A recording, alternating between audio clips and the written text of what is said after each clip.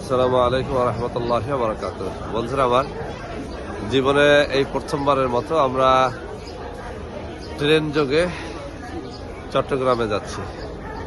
ইনশাআল্লাহ আজকে আমরা চট্টগ্রামে যাব ট্রেনে এবং আসবো ট্রেনে। আমরা সকালবেলার ঢাকা এয়ারপোর্ট রেল স্টেশন থেকে কক্সবাজারগামী যে ডাইরেক্ট ট্রেনটি আছে সেই ট্রেনের যাত্রী হিসেবে আমি যাচ্ছি।